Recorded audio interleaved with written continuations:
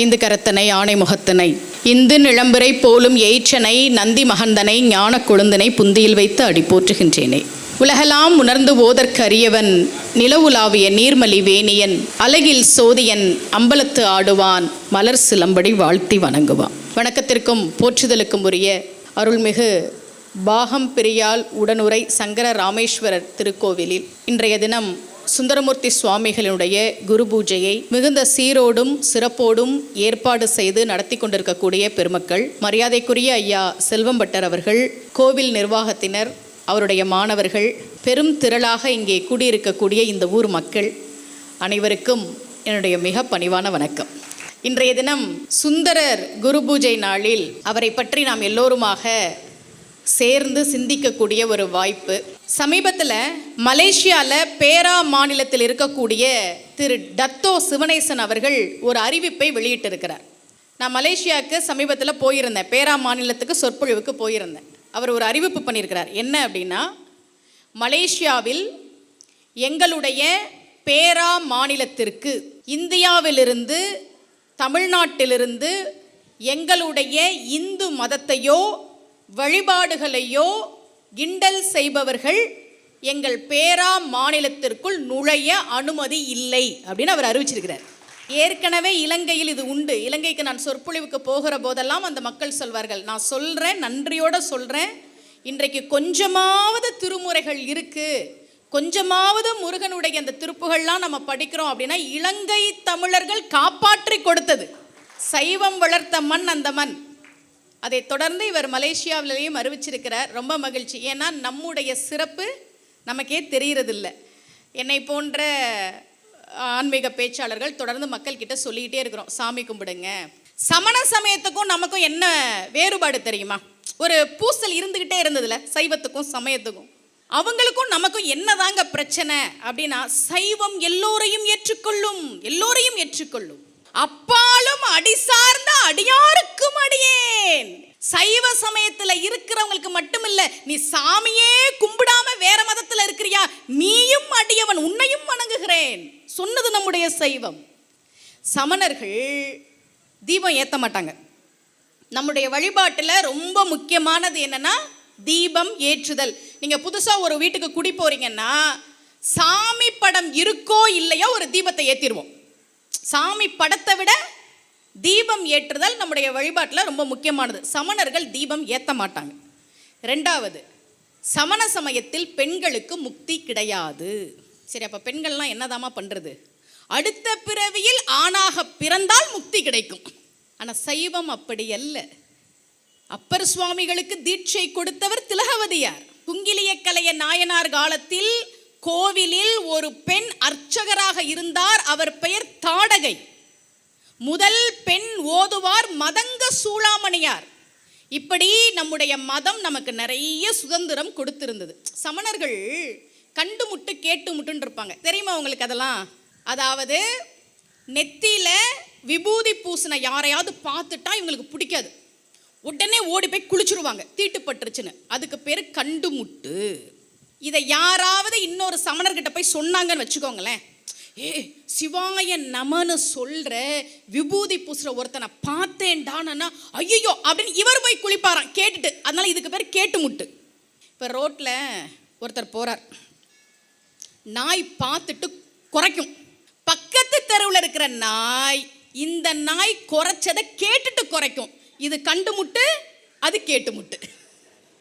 காலம் காலமாக இதுதான் பிரச்சனை. பெண்களுக்கு மிக உயர்ந்த இடத்தை கொடுத்தது நம்முடைய சமயம். சுந்தரருடைய குரு பூஜை இன்றைக்கு. அவரை பற்றி நாம் சில செய்திகளை சிந்திக்கலாம். சுந்தரர் நமக்கு நிறைய பாடி கொடுத்தார். அவருடைய வாழ்க்கையிலே சிவபெருமான் செய்த அற்புதங்கள். பெரியோர்களே, எந்த ஒரு கோவிலாக இருந்தாலும் அந்த கோவிலில் தேர் திருவிழா ரொம்ப முக்கியம், அப்படிதானே? திருவாரூர் தேர் நம்ம எல்லாருக்கும் நல்லா தெரியும்.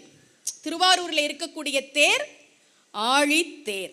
ஒவ்வொரு வருஷமும் திருவாரூர் தேர் திருவிழாவை கொடியேற்றம் நடந்த பிறகுதான் எல்லாரையும் போய் கூப்பிடுவாங்க. பொதுவாக ஒரு கோயிலில் தேர் திருவிழானா கொடி ஏற்றுறதுக்கு முன்னாடியே தேர் திருவிழா எல்லாரும் வந்துருங்க அப்படின்னு சொல்லுவாங்க. திருவாரூரில் அது வழக்கம் கிடையாது. மாசி மாதம் அஸ்த நட்சத்திரம் அன்னைக்கு கொடி ஏற்றுவாங்க. பங்குனி மாதம் ஆயில்ய நட்சத்திரம் அன்னைக்கு தேர் திருவிழா நடக்கும். காலம் காலமாக அந்த நட்சத்திரத்தில் தான் நடக்கும்.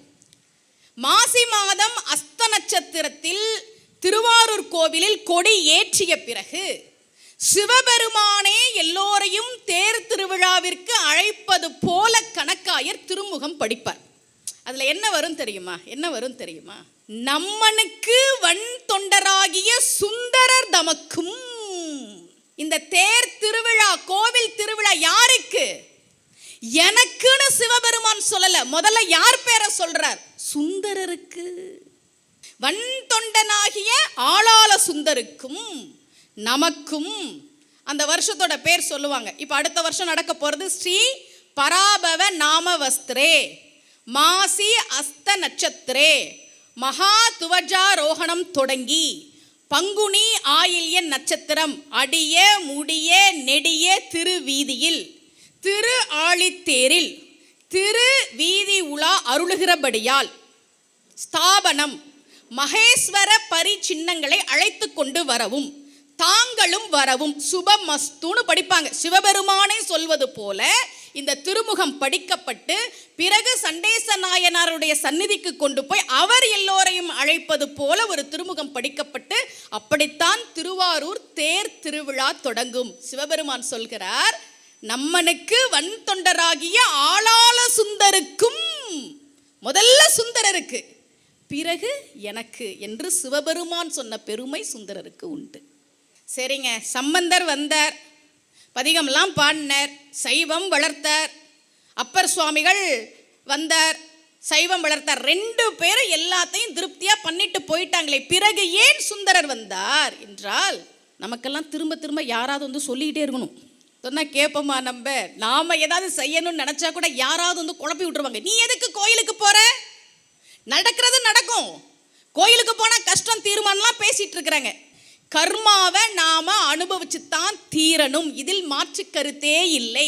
உங்ககிட்ட ஒருத்தர் 5000 ரூபாய் கொடுக்கிறார், 1 ரூபாய் காசா கொடுக்கிறார். 5000 1 ரூபாய் காசை உங்ககிட்ட கொடுத்து அந்த ஊர்ல போய் நீ சேர்த்துடு அப்படின்னு சொல்றார். இப்படி கையில எடுத்துட்டே வந்தா வலிக்குமா வலிக்காதா? 5000 1 ரூபாய் காசை நீங்க கையில பிடிச்சுக்கிட்டே வந்தா வலிக்குமா வலிக்காதா? வலிக்கும். நீங்கள் சுமக்க வேண்டிய கர்மா சுமந்துதான் ஆகணும். ஆனா கோவில்ல போய் சாமி கிட்ட, அப்பா இதை நான் சுமந்துதான் ஆகணுமா, நீ இதை குறைச்சு கொடுக்க மாட்டியான்னு கேட்டா கடவுள் அந்த 5000 1 ரூபாய் காயினை வாங்கிக்கிட்டு 500 ரூபாய் நோட்டா 5000 கொடுத்து இதை எடுத்துட்டு போடா அப்படின்னா அதே கர்மாதான். ஆனால் சுமப்பது எனக்கு வலிக்காது. நான் சுமக்க வேண்டிய கர்மாவை நான் தான் சுமக்க வேண்டும், எனக்கு தெரியும். ஆனால் இறைவனை நான் சரணடைகிற போது சத்தியமாக நிச்சயமாக அவன் என் கர்மாவை குறைத்து கொடுப்பான். அதுக்கு தானே நம்ம கோயிலுக்கு வரோம். இப்போ நீங்களாம் கோயிலுக்கு வந்தால் என்னென்ன வேண்டுவீங்க? ஒரு நல்ல மாமியாரை கொடுத்துருக்க கூடாதா சாமி? சரி, மாமியார் கூட ஓகே, இந்த வீட்டுக்காரராவது இது வெளியிலே சத்தமாக கூட சொல்ல முடியாது சாமி, கேட்டுக்க. உங்களுக்கு நிறைய பேர் மேலே குறை இருக்கும். உறவுகள் இருந்தாவே பிரச்சனை இருக்க தானே செய்யும். இதெல்லாம் நீங்கள் யார்கிட்ட போய் சொல்லணும்? போலீஸ் ஸ்டேஷனில் தானே போய் சொல்லணும். என் வீட்டுக்காருக்கு புத்தி சொல்லுங்கம்மா, என் மாமியாருக்கு புத்தி சொல்லுங்கம்மா, என்னை கஷ்டப்படுத்துகிறாங்கம்மா. ஏன் நாமெல்லாம் போலீஸ் ஸ்டேஷனுக்கு போகாமல் கோயிலுக்கு வரோம் தெரியுமா? ஏன் சாமிக்கிட்ட வந்து சொல்கிறோன்னா, போலீஸ் ஸ்டேஷனுக்கு போனால் வீட்டில் அதுக்கப்புறம் கொஞ்சம் பிரச்சனை பெரிய பிரச்சனையாக மாறிடும். கோவிலுக்கு வந்தப்பா இனிமேல் நீயாச்சு நானாச்சுப்பா, நீ பார்த்துக்கப்பா அப்படின்னு பொறுப்பை ஒப்படைக்கும் போது நமக்கு ஒரு மனசில் நிம்மதி வரும். நமக்கெல்லாம் தொடர்ந்து சைவத்தை வலியுறுத்தணும், தமிழை எப்படிப்பட்ட மொழி என்பதை சொல்லணுன்றதுக்காக தான் ஆளாள சுந்தரர் அவதாரம் செய்தார். அவர் பிறந்த நாடு திருமுனைப்பாடி நாடு. அந்த திருமுனைப்பாடி நாட்டை பற்றி சொல்லும்போது ரொம்ப அழகாக சொல்கிறார். திருமுனைப்பாடி நாட்டில் இருந்த பெண்களினுடைய கண்கள், இந்த கண்ணு என்ன பண்ணிச்சான்? காதை எட்டி எட்டி பார்த்துச்சான்.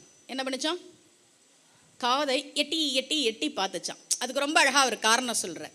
மங்கையர் வதன சீதமதி இரு மருங்கும்போடி செங்கையல் குலைகள் நாடும் திருமுனைப்பாடி நாடு. என்னன்னா, நீ எவ்வளோ கொடுத்து வச்சவ, எவ்வளோ நல்ல விஷயங்களை கேட்குற, திருமுறைகளை கேட்குற, ஆன்மீக சொற்பொழிவுகளை நீ கேட்குற. அதனால தான் கடவுள் வந்து காதுக்கு மட்டும் கதவே வைக்கல. கண்ணு பார்க்க பிடிக்கலன்னா மூடிக்கலாம், வாய் பேச பிடிக்கலன்னா மூடிக்கலாம், எல்லாத்துக்கும் கதவு உண்டு. காதுக்கு கதவு இல்லை. காது, நீ எவ்வளோ நல்ல விஷயங்களை கேட்குற, இறைவனுடைய நாமத்தை மற்றவங்க சொல்றதெல்லாம் கேட்டுக்கிட்டே இருக்கிறியே, நான் காதா பிறந்திருக்க கூடாதா அப்படின்னு அந்த கண்ணு எட்டி எட்டி பார்த்துச்சான். அந்த நாடு திருமுனைப்பாடி நாடு. அந்த நாட்டில் திருநாவலூரிலே சுந்தரர் அவதாரம் செய்தார். சடையனாருக்கும் இசை ஞானியாருக்கும் மகனாக பிறந்தார். இந்த நம்பி ஆரூரன்ற பேருக்கு என்ன சிறப்புன்னு நான் உங்களுக்கு சொல்றேன். திரும்ப திரும்ப திரும்ப சொல்லிக்கிட்டே இருக்கணும். நம்பி ஆரூரர், நம்பி ஆரூரர். மங்கையர்வதன சீதமதி இரு மருங்கும்போடி செங்கையல் குலைகள் நாடும் திருமுனைப்பாடி நாடு என்று தெய்வச்சேக்கிழார் போற்றுகிற திருமுனைப்பாடி நாட்டில் கோவலன் நான்முகன் வானவர் கோணும் குற்றேவல் செய்ய மேலவர் முப்புறம் தீ எழுவித்தவன் ஒரு அம்பினால் ஏவலனார் வெண்ணை நல்லூரில் வைத்து என்னை ஆளும் கொண்ட நாவலனாருக்கு இடமாவது நம் திருநாவலூரே என்று சுந்தரரே பாடுகிற திருநாவலூரில் மாதொரு பாகனாருக்கு வழி வழி அடிமை செய்யும் வேதியர் குலத்தில் தோன்றி மேம்படு சடையனாருக்கு ஏதமில் கற்பின் வாழ்க்கை மனை இசை ஞானியார் பால் தீது அகன்று உலகம் உய்ய திரு அவதாரம் செய்தார் சுந்தரர். அவருக்கு பெற்றோர் வைத்த பெயர் தம்பிரான் அருளினால் தவத்தினால் மிக்கார் போற்றும் நம்பி ஆரூரர் என்றே நாமமும் சாட்சி. ரொம்ப தவம் செய்தவர்கள் போற்றுகிற நாமம் நம்பி ஆரூரர். நம்பி ஆரூரர், நம்பி ஆரூர்னு சொன்னா என்ன கிடைக்கும் என்பதற்கு பெருமிழலை குறும்பன் நாயனாருடைய வாழ்க்கை தான் பதில். நேற்றைக்கு அவருடைய குரு பூஜை. சுந்தரரை தன்னுடைய குருவாக மனதிலே ஏற்றுக்கொண்டவர் பெருமிழலை குறும்பன் நாயனார். அவருக்கு எந்நேரமும் நம்பி ஆரூரர் திருநாமத்தை சொல்வதுதான் வேலையே. அதனால அவருக்கு என்ன கிடைச்சதான்? அட்டமா சித்திகள் கிடைச்சதான். ரொம்ப அழகா நால்வர் மணிமாலையில் சிவப்பிரகாசர் சொல்கிறார், நாளும் நம்பி ஆரூரர் நாமம் நவீன்ற நலத்தாலே ஆளும் படியால் அணிமாதி சித்தியாகி அணிந்ததற்பின்னே மூளும் காதல் உடன் பெருக முதல்வன் நாமத்தின் அஞ்செழுத்தும் கேளும் பொருளும் உணர்வுமாய் பரிசும் விருப்பொடு கேளார். ரொம்ப அழகா அவரு நம்பியாரூரர் திருநாமத்தை சொல்லி சொல்லி சொல்லி சொல்லி அட்டமா சித்திகளை பெற்றாராம். அப்ப நம்ம எத்தனை முறை சொல்லணும்? ஏன்னா இப்ப அப்படித்தானே கேட்குறோம். சரிம்மா, நான் சாமி கும்பிட்றேன், எனக்கு என்ன கிடைக்கும்? சாமி கும்பிட்டா என்ன கிடைக்கும்? கோவிலுக்கு போனால் என்ன கிடைக்கும்? இப்போல்லாம் அப்படி சொன்னால் தான் கோவிலுக்கு வருவாங்க. கல்யாணம் ஆகணுமா, இந்த கோயிலுக்கு போங்க. குழந்தை வேணுமா, இந்த கோயிலுக்கு போங்க. இப்போவும் சொல்கிறேன், பதிகம் படித்தால் குழந்தை பிறக்குமா? பதிகம் படித்தால் திருமணம் நடக்குமா? பதிகம் படித்தால் கடன் தீருமா? இப்படி கேட்பவர்களுக்கு பதிகத்தின் அருமை தெரியாது பெரியோர்களே. சைவ சித்தாந்தம் சிவ வழிபாட்டில் பதிகம் பாடி வழிபாடு செய்வதை கடமையாக சொல்கிறது. அச்சுத கலப்பாளர்னு ஒருத்தர், அந்த காலத்துலலாம் என்ன பிரச்சனைனாலும் திருமுறைகளில் நூல் சாத்தி பார்ப்பாங்க. அவருடைய குரு அருள்நந்தி சிவாச்சாரியார்கிட்ட வந்து சொல்றார், ரொம்ப வருஷமா குழந்தை இல்லை. அவர் திருமுறையில் நூல் சாற்றுகிறார். வந்த பதிகம் திருவெண்காட்டு பதிகம். பேயடையா பிரிவெய்தும் பிள்ளையினோடு நினைவு ஆயினவே வரம் பெறுவார், ஐயுற வேண்டா ஒன்றும். வேயனைய தோல் உமைபங்கன் வெண்காட்டு முக்குள நீர் தோய்வினையார் அவர் தம்மை தோயாவாம் தீவினையே. இந்த பதிகம் வந்த உடனே அச்சுத கலப்பாளர் தன் மனைவியோடு திருவெண்காட்டிற்கு வருகிறார். 3 தீர்த்தத்திலே நீராடி சிவபெருமனை வழிபாடு செய்கிறார். இந்த பதிகத்தை பாடிக்கொண்டே இருக்கிறார். அதன் பலனாக, பதிகம் படித்ததன் பலனாக அவருக்கு பிறந்த குழந்தைதான் சிவஞான போதம் எழுதிய சந்தான குரவர்களுள் முதன்மையானவராக விளங்கக்கூடிய மெய்கண்டார். இப்போ குழந்தை இல்லைன்னா இந்த பதிகத்தை எடுத்து படிக்கணும். பதிகங்களுக்கு அவ்வளவு சிறப்பு இருக்குது. நமக்கு தெரியலையே, ஏன் பண்ணுறோம் எதுக்கு பண்ணுறோன்னே தெரியாமல் தான் நம்ம ஒன்றும் பண்ணிட்டு இருக்கோம். சுந்தரர் நிறைய பதிகங்களை நமக்காக பாடி கொடுத்துருக்கிறார். முதல்ல எங்களுக்கு பதிகமே படிக்க தெரியாதுங்க அப்படின்னாலும், ஏன்னா இன்னைக்கு தமிழே பிள்ளைங்களுக்கு தெரியல. இளைய தலைமுறைக்கு நம்ம சொல்லிகிட்டே இருக்கணும். ஏன்னா இன்னைக்கு உலகம் எப்படி எப்படியோ மாறிவிட்டது பெரியோர்களே. ஒரு காலத்தில் பேனா நண்பர்கள்னு இருந்தாங்க தெரியுமா? யாருன்னே தெரியாது. ஏதாவது பத்திரிகையில் முகவரி வந்திருக்கும், இவங்க வந்து அவங்களுக்கு கடிதம் போடுவாங்க. எனக்கெல்லாம் அப்படி ஒரு நாளைக்கு 50-60 கடிதம் வந்த காலம் உண்டு. நம்ப மாட்டிங்களா? எப்படின்னு சொல்கிறேன். நான் திருச்சியில் மேலப்புதூரில் செயின்ட் ஃப்ளோமினா ஸ்கூலில் படித்தேன். நான் 11ஆம் வகுப்பு படித்த போது தினமலர் பத்திரிகையில் கையெழுத்து போட்டி ஒன்று நடத்தினாங்க. நம்ம ஒரு போஸ்ட் கார்டில் தினமலரை பற்றி ஏதாவது நம்ம எழுதி அனுப்புனா அதில் சிறந்த கையெழுத்துக்கு உரியவர்களாக சில மாணவர்களை அவர்கள் தேர்ந்தெடுப்பார்கள். அவங்க பேட்டி வரும். அப்படியே என்னுடைய கையெழுத்து தேர்ந்தெடுக்கப்பட்டு சிறந்த கையெழுத்தாக தேர்ந்தெடுக்கப்பட்டு என்னுடைய தமிழாசிரியர், வகுப்பாசிரியர் என்னோட புகைப்படத்தோட தினமலரில் பேட்டி வந்தது. அதற்கப்புறம் பார்த்தீங்கன்னா எங்கள் ஸ்கூல் அட்ரஸ்க்கு லெட்டராக வர ஆரம்பிச்சது. ஒவ்வொரு நாளும் லெட்டர் வரும். எங்கள் ஹாஸ்டல் வார்டன் ஒரு நாள், யார் அந்த சுமதி ஸ்ரீ இங்கே வர சொல்லுங்க அப்படின்னு போய் நின்ன. யாருமா அவங்களாம்? எனக்கே தெரியாது சிஸ்டர். டெய்லி நிறைய கடிதங்கள் வரும். யார் யாரோ எனக்கு கடிதம் அனுப்புவாங்க. அப்படியெல்லாம் பேனா நட்புன்னு ஒன்று இருந்தது. யாருன்னே தெரியாதவங்களுக்கு நீங்கள் கடிதம் எழுதுவீங்க. உங்கள் வீட்டில் கல்யாணம் நடக்குது, நல்ல விஷயம் நடக்குதுன்னா அவங்க கிளம்பி வருவாங்க. அப்போ தான் நம்ம சந்திப்பீங்க. இன்றைக்கி சார் வீட்டில் இருக்கிறவங்க கூட பழகவே பயமாக இருக்குது. யார் எப்போ என்ன பண்ணுவான்னு தெரியல. ஒரு காலகட்டம் வரைக்கும் சண்டைனா அதிகபட்ச பேச்சுவார்த்தை தானே, இல்லைன்னா பேசாமல் இருப்போம், அவ்வளோதானே. இன்றைக்கி எங்கே பார்த்தாலும் வெட்டு குத்து கொலைன்னு குடும்பங்களே வந்துருச்சு. நீங்கள் பார்க்குறீங்களா? பொறுமை யாருக்கிட்டையுமே இல்லை. பெங்களூரில் ஒரு பொண்ணு அவங்க அப்பா கிட்ட வந்து சொல்கிறா, அவள் சாஃப்ட்வேர் இன்ஜினியர். அவங்க அப்பா இன்ஜினியரிங் படிக்க வச்சுருக்கிறாங்க, தங்கச்சி படிச்சுட்டு இருக்கிறா. அம்மா அப்பா உட்கார வச்சு சொல்கிறா, நான் ஒரு பையனை விரும்புகிறேன், அவன் கூட தான் இருப்பேன், நீங்கள் யாரும் இந்த விஷயத்தில் தலையிடக்கூடாது. அவங்க சரின்னு சொல்லிட்டாங்க. சரிம்மா உன் இஷ்டம், நீ இருந்துக்கோ. ஏன்னா இந்த காலத்துலலாம் நம்ம ஓரளவுக்கு மேலே கட்டுப்படுத்த முடியாது. இந்த பொண்ணும் அந்த பையனும் ஒரு திட்டம் போடுறாங்க, நம்ம தனியாக இருந்தால் எப்படி நம்ம சொத்து வாங்குறது, அதனால நம்ம வீட்டில் போய் இப்படி பண்ணலாம் அப்படின்னு 2 பேரும் கிளம்பி வர்றாங்க. அவங்க அம்மா அப்பாவுக்கு ஃபோன் பண்ணி நாங்கள் பேச்சுவார்த்தை நடத்த வர்றோம்னு சொல்லிட்டு வராங்க. பெரியோர்களே, அந்த பொண்ணும் அந்த பையனும் சேர்ந்து அம்மாவையும் அப்பாவையும் தங்கச்சியும் கத்தியால் பல முறை குத்திட்டு பீரோவில் இருந்த பணம் நகை எல்லாம் எடுத்துகிட்டு ஓடி போயிட்டாங்க. அம்மா இறந்தாச்சு, தங்கச்சி இறந்தாச்சு. இந்த அப்பா உயிர் போகிற நிலையில் லிஃப்ட்டுக்குள்ளே வந்து லிஃப்ட் அழுத்தி கார் பார்க்கிங்லேருந்து வெளியில் கிடக்குறார். வாட்ச்மேன் மற்றவங்களாம் ஓடி வந்து என்னன்னா, என் பொண்ணு அவள் பாய் ஃப்ரெண்ட் கூட வந்து எங்களை கொலை பண்ணிட்டா, தயவு செஞ்சு அவளை சும்மா விட்டுறாதீங்கன்ட்டு இறந்துட்டார். அது வரைக்கும் உயிரை கையில் பிடிச்சிட்டு இருக்கிறார். அந்த அப்பாவும் வாக்குமூலம் கொடுக்கணும் விஷயம் வெளியில் தெரியாது. இப்போ அந்த பொண்ணை அரெஸ்ட் பண்ணிட்டாங்க. ஏன்னா வாக்குமூலத்தை வச்சு அரெஸ்ட் பண்ணிட்டாங்க. இப்போ இந்த பொண்ணு கொஞ்சமாவது மனசு பதறணும் இல்லைங்க. பெத்த அம்மாங்க, பெத்த அப்பா, கூட பிறந்த தங்கச்சி அரெஸ்ட் பண்ணுறாங்க. அந்த பையனை அரெஸ்ட் பண்ண போகும்போது என்ன தெரியுமா சொல்கிறா? அவனுக்கு எதுவுமே தெரியாது, அவன் பக்கத்து ரூமில் ஹெட்செட் போட்டு பாட்டு கேட்டுட்டு இருந்தான், நான் தான் பண்ணினேன், அதனால அவனை எதுவும் பண்ணாதீங்க, என்ன கைது பண்ணுங்கன்ற அந்த பொண்ணு. எங்கே சார் போகுது உலகம்? எங்கே போகுது? இதுக்கு நடுவில் தான் நம்ம வாழ வேண்டியிருக்கு. சுந்தரருக்கு எல்லாமே கேட்ட உடனே கிடைச்சதா? போகிற போக்கில் சொல்லுவாங்களே, சுந்தரர் பொன்னை பாடினார், எவ்வளோ திருவிளையாடல்களை நிகழ்த்தினார் சிவபெருமான். கண்ணை பறிச்சிட்டார். எவ்வளோ கேட்டும் கொடுக்கல. சுந்தரர் கேட்டு பார்க்குறார். ரொம்ப அழகான ஒரு பதிகம் நான் உங்களுக்கு சொல்கிறேன் பாருங்களேன். கடவுள்கிட்ட நம்ம ஒரு விஷயம் கேட்குறோம், கடவுள் நமக்கு கொடுக்கல, ஆனாலும் நீ கொடுக்கலப்பா அதனால உன்னை கும்பிட மாட்டேன் நம்ம யாரும் சொல்ல போகிறதில்ல. எவ்வளவோ நம்ம கேட்டு கடவுள் கொடுக்காம தானே இருக்கிறாரு. ஆனாலும் உன்னைய விட்டா எங்களுக்கு யாருப்பா இருக்கா அப்படின்னு தானே திரும்ப நம்ம கோவிலுக்கு வந்துட்டு இருக்கிறோம். சுந்தரர் என்ன பண்ணுற, சிவபெருமான் கிட்ட கண்ணு கொடுன்னு கேட்குற. சிவபெருமான் கொடுக்கவே இல்லை. ரொம்ப அழகாக ஒரு பதிகம் சொல்கிறார். அழுக்கு மெய்கொடு உன் திருவடி அடைந்தேன், அதுவும் நான் பட பாலது ஒன்று, ஆனால் பிழுக்கை வாரியும் பால் கொள்வர் அடிக்கேள், பிழைப்ப நாயினும் நின் திருவடி பிழையேன், வழுக்கி வீழினும் திருப்பெயர் அல்லாது மற்ற நான் அறியேன், மறுமாற்றம் ஒழுக்க என் கண்ணுக்கு ஒரு மருந்து உரையாய், ஒற்றியூர் என்னும் ஊர் உறைவானே. என்ன தெரியுமா சொல்றார்? அப்பா, நான் உடம்புலையும் மனசுலையும் அழுக்கா இருக்கிறவன் தான்.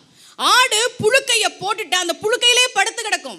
பால் கறக்க போறவங்க அந்த புழுக்க ஒட்டிட்டு இருக்க மடியில அப்படின்னு திரும்பி போக மாட்டாங்க, அதை சுத்தம் பண்ணிட்டு பாலை எடுக்கிறாங்களே. அது மாதிரி நீ என்கிட்ட இருக்கிற அழுக்கையெல்லாம் விளக்கிட்டு நல்ல விஷயத்த பார்க்க கூடாதாப்பா?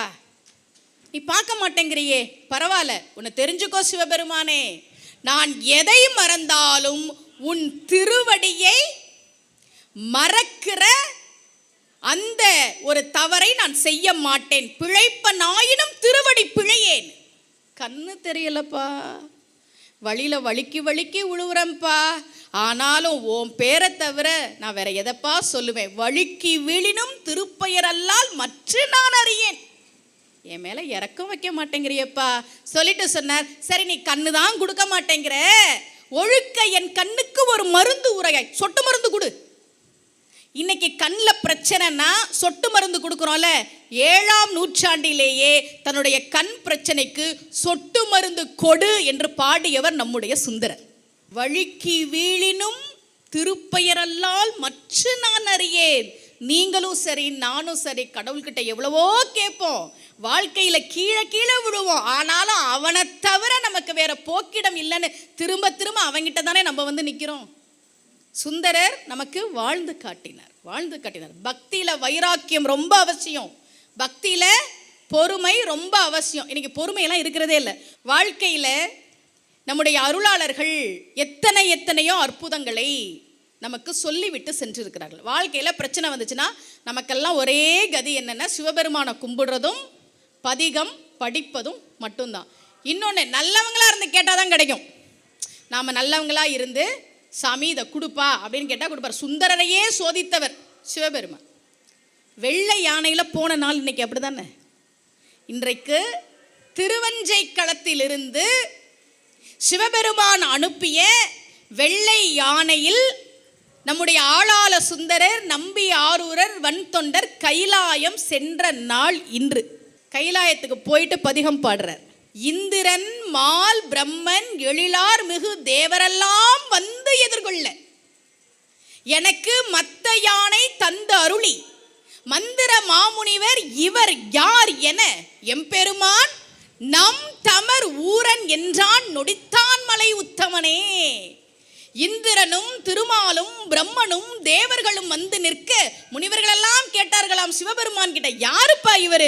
சிவபெருமான் சொன்னாரன், என்னுடைய நண்பன், என் தோழன் வருகிறான் என்று சொன்னாராம். இந்த பதிகத்தை பாடிட்டு எங்க பாடுறார்?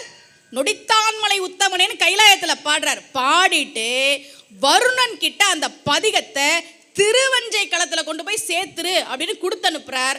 உலகின் முதல் தபால்காரர் வருணன் தான். நாம ஒரு வீட்டுக்கு போனோம்னா அங்கேருந்து இன்னொரு ஊருக்கு வந்த பிறகு கடிதம் போடுவோம்ல, அது மாதிரி திருவஞ்சை களத்திலிருந்து கைலாயத்துக்கு போன ஆளாள சுந்தரர் அங்க பதிகம் பாடி வருணன் கிட்ட கொடுத்து அனுப்புறார். வருணன் தபால்காரராக திருவஞ்சை களத்திலே வந்து அதை சேர்த்தார்.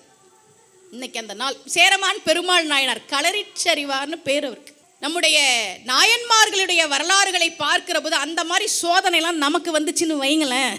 நாயன்மார்கள் எத்தனையோ துயரத்திலும் கூட சிவனடியார்களை உபசரிக்க வேண்டும் என்பதை ஒரு கடமையாக செய்தவர்கள்.